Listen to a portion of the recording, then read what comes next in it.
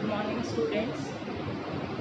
BSc part 3 paper 3 में हम पढ़ रहे थे man and environment. Man and environment में हमने देखा कि दो तरह के फैक्टर्स होते हैं, बायोटिक और abiotic factors.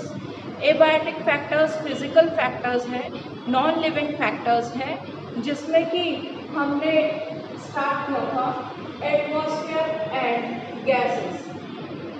Atmosphere and gases में पिछली क्लास में हमने पढ़ा एटमॉस्फेयर के बारे में, स्ट्रक्चर ऑफ एटमॉस्फेयर, उसकी डिफरेंट स्ट्रेटा या लेयर्स कौन सी हैं एटमॉस्फेयर की। लेयर्स के बाद में हमने पढ़ा कि एटमॉस्फेयर का कंपोजिशन क्या है, उसमें कौन सी गैसेस पाई जाती है, किस अनुपात में पाई जाती है। इसके साथ ही हमने पढ़ा कि एटमॉस्फेयर में वाटर वेपर, जल जो है वाष्प के रूप में पाया जाता है। तो ये जो वाष्पीकृत जल है ये वायुमंडल में किस रूप में उपस्थित रहता है, क्या क्या काम में आता है, इत्यादि इत्यादि हम अपने पूर्व की कक्षाओं में पढ़ चुके हैं। आज जो हम पढ़ेंगे वो पढ़ेंगे डस्ट पार्टिकल्स।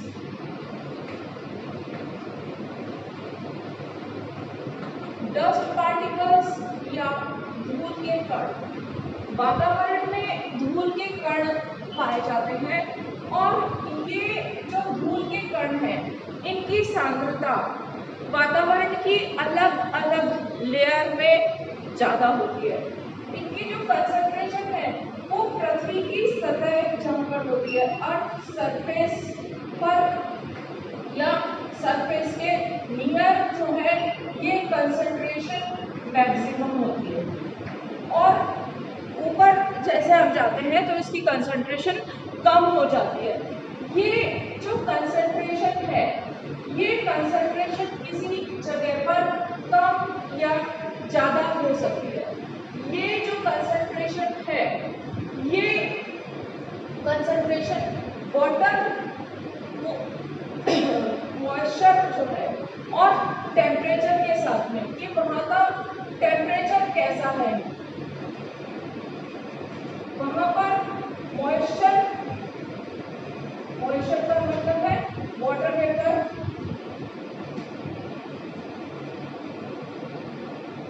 की मात्रा कितनी है, इन सब के साथ ये जो है ये ज़्यादा होती है। अगर टेम्परेचर ज़्यादा होगा, मॉइस्चर ज़्यादा होगा तो ये अर्थ सरफेस पर इन धूल के कणों से इनका कंडेंसेशन हो जाएगा वाटर वेपर का। तो ये जो धूल के कण है या डस्ट पार्टिकल है, इसके कारण रिफ्लेक्शन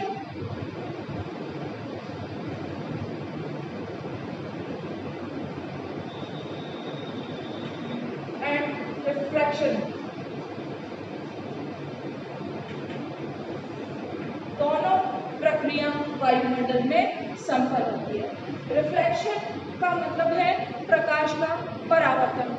जब प्रकाश की किरणें सूरज से आकर इन डस्ट पार्टिकल्स पर टकराती है तो उनमें से कुछ रिफ्लेक्ट होकर उनसे टकराकर वापस से वातावरण से बाहर चली जाती है, ये कहलाता है परावर्तन। तो डस्ट पार्टिकल परावर्तन का काम करते हैं। इसके अलावा डस्ट पार्टिकल जो है अपवर्तन का भी काम करते हैं। जिस एंगल से वो जो है वायुमंडल से आते हैं वहाँ से वो थोड़ा सा अपवर्तित हो जाते हैं, डेविएट हो जाते हैं। तो इन डस्ट पार्टिकल्स के कारण कंडेंसेशन होता है वाटर वेपर का, रिफ्लेक्शन और रिफ्रैक्शन होता है लाइट पार्टिकल का। और इसी के कारण जब अर्थ सरफेस पर जब सनराइज होता है, सूर्योदय और सनसेट, सूर्यास्त, इस समय जो हमें स्काई दिखता है ऑरेंज कलर का या रेड कलर का, या इनके डिफरेंट शेड्स जो हमें दिखाई देते हैं वो अर्थ के सरफेस पर इन्हीं धूल के कणों की उपस्थिति के कारण होता है। तो सनराइज सनसेट के समय पर ये जो कलर है वो इसके डस्ट पार्टिकल के कारण होता है। और और इसी डस्ट पार्टिकल के कारण हमें जो है आकाश हेज या स्मोकी दिखाई देते हैं। कभी कभी हमें जो है धूल भरा ये दिखाई देता है, तो ये जो है इसको हम हेज या स्मोकी कहते हैं। इन डस्ट पार्टिकल का मूवमेंट एक जगह से दूसरी जगह पर हवा के साथ हो सकता है। तो ये जो डस्ट पार्टिकल का अमाउंट या कंसंट्रेशन है वो अर्थ के लोअर सरफेसेस पर ज़्यादा होता है, अपर सरफेसेस पर कम होता है। और अगर मॉइस्चर भी प्रेजेंट होता है, टेम्परेचर हाई होता है और वाटर वेपर्स प्रेजेंट होती है, तब ये जो है हेल्प करती है कंडेंसेशन ऑफ वाटर वेपर पे। तो ये था about dust particle. Dust particle के बाद हम पढ़ेंगे कि अगर गैसेस कौन सी यहाँ पर हमारे एटमॉस्फेयर में है। तो गैसेस में हम इनिशियली पढ़ चुके हैं मेन गैसेस के बारे में, जो कि कौन सी थी, नाइट्रोजन और ऑक्सीजन। नाइट्रोजन और ऑक्सीजन जो है हम पढ़ चुके हैं 99% ऑफ वॉल्यूम एयर का बनाती है, जो हमारी एटमॉस्फेरिक एयर है उसका। बाकी की जो एयर है उसमें अदर गैसेस के फॉर्म में मेन गैस है CO2, carbon dioxide. Carbon dioxide जैसे कि हमको पता है कि प्रकाश संश्लेषण और श्वसन की प्रक्रियाओं में इस्तेमाल की जाती है। तो ये जो गैस है बहुत इम्पोर्टेंट है, और ये बहुत कम सांद्रता में ये यहाँ पर पाई जाती है। ये जो कार्बन डाइऑक्साइड गैस है ये ट्रांसपेरेंट है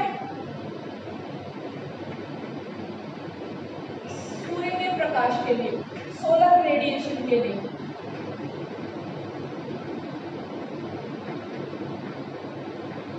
लेकिन यही जो है नॉट ट्रांसपेरेंट है टेरेस्ट्रियल रेडिएशन के लिए।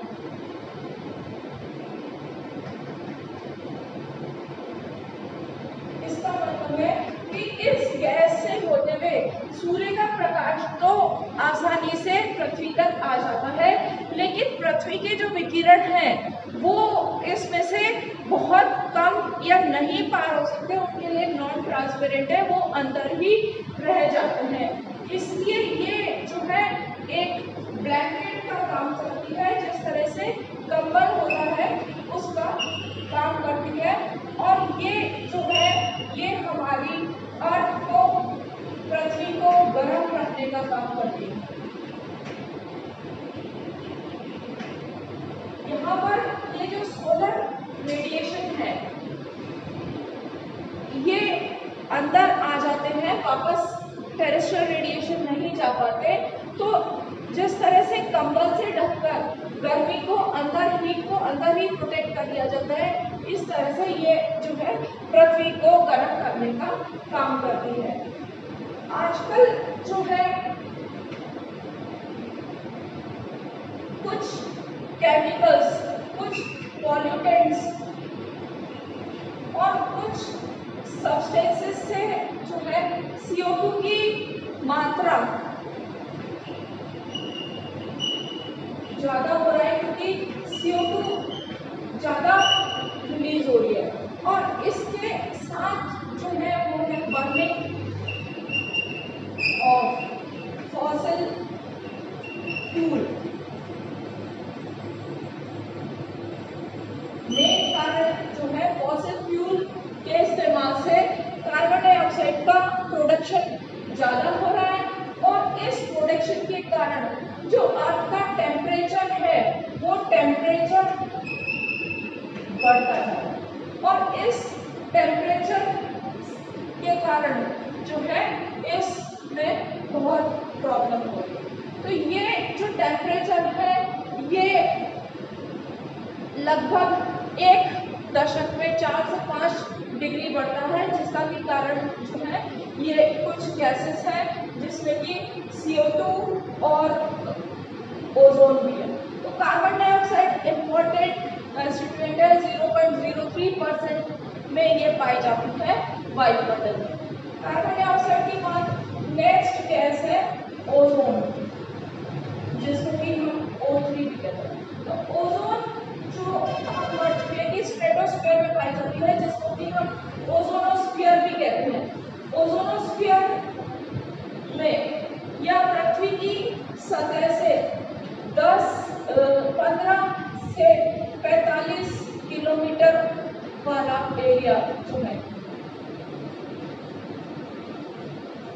वहां पर ये पाई जाती है।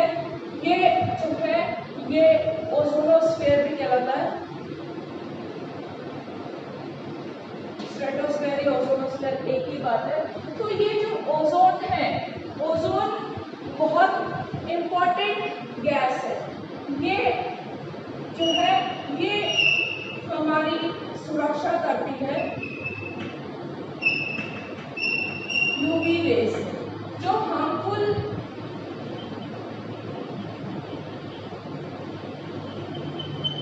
अल्ट्रावायलेट रेज जो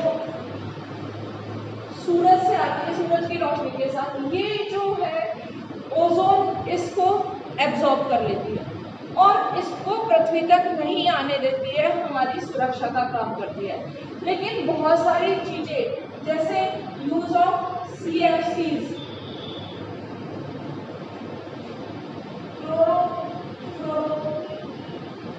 कार्बन, इसका उत्सर्जन और भी बहुत से जो कारण हैं वो इस यूवी रेस के जो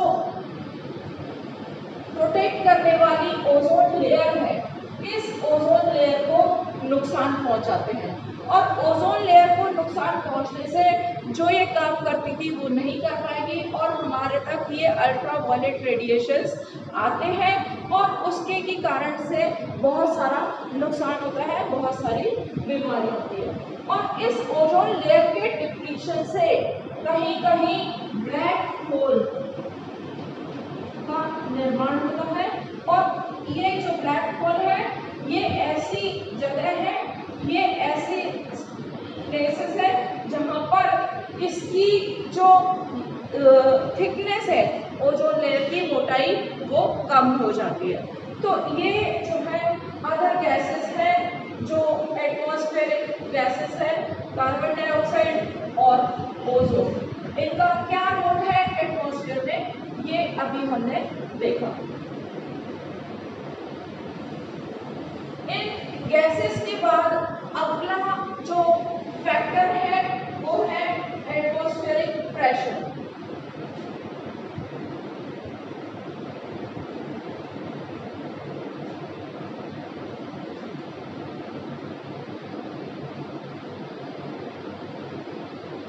एटमॉस्फेरिक प्रेशर या वायुमंडलीय दाब जो है, जब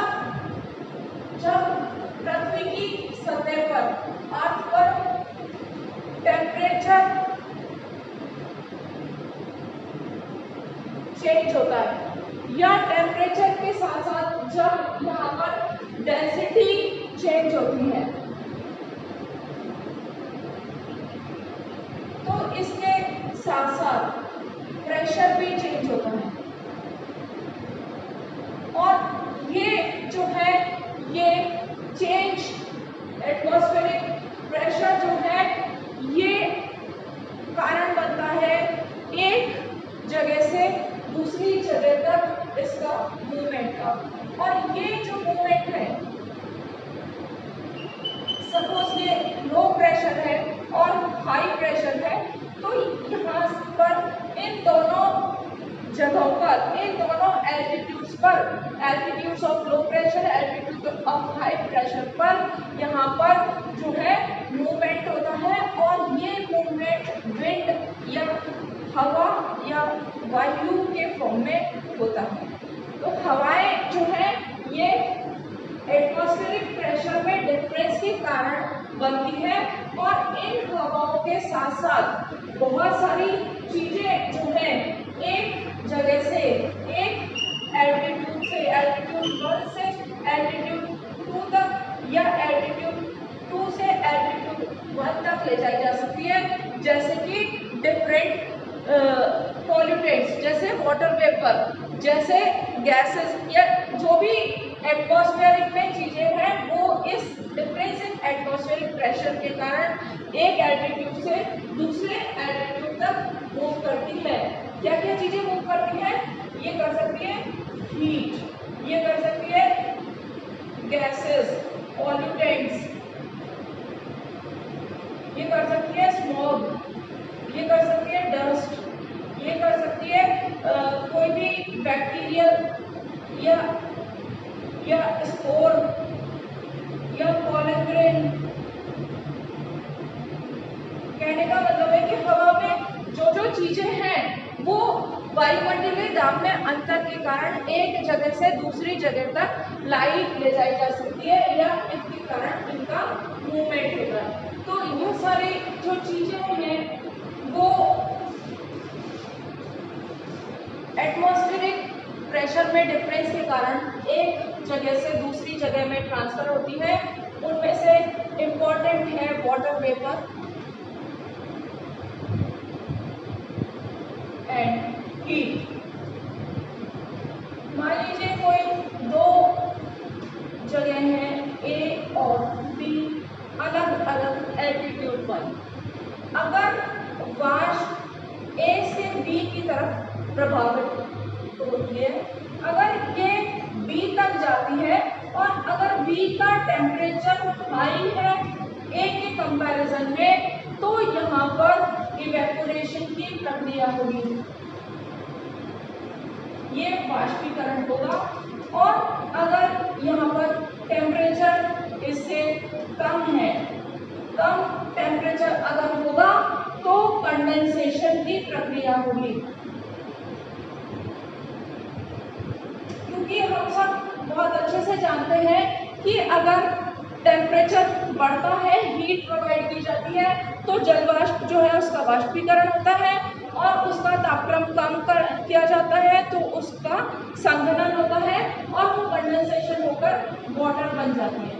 तो ये जो दोनों प्रोसीजर है, इवेपोरेशन और कंडेंसेशन, इन दोनों का मुख्य कारण है वायुदाब में अंतर, या हम कह सकते हैं कि दो जगह के वायुदाब में अंतर होने के कारण ही वायु का जो है एक जगह से दूसरी जगह तक प्रभाव होता है और इस वायु के प्रभाव के कारण ही उसमें उपस्थित जल की वाष्पता या तो इवेपोरेशन होता है या कंडेंसेशन होता है, जो कि वाटर साइकिल के लिए या वाटर साइकिल के कंटिन्यूअस फ्लो के लिए बहुत ही इम्पोर्टेंट जो है एस्पेक्ट है।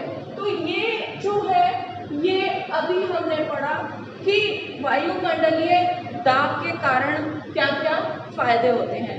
फायदे क्या है कि इससे जो है एक जगह से दूसरे जगह तक, एक एल्टीट्यूड से दूसरे एल्टीट्यूड तक चीज़ों का प्रभाव होता रहता है वायु के साथ। और वायु चक्र के साथ साथ गैसीय चक्र या बहुत सारी चीज़ें जो हैं उसमें ये अपना एक पॉजिटिव रोल प्ले करता है।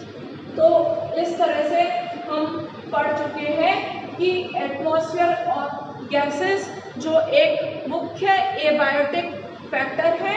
इसके बाद नेक्स्ट हम पढ़ेंगे वाटर या जल जो है किस तरह से मानव के लिए इम्पोर्टेंट है और किस प्रकार से वो हमारे वातावरण में उपस्थित है। धन्यवाद।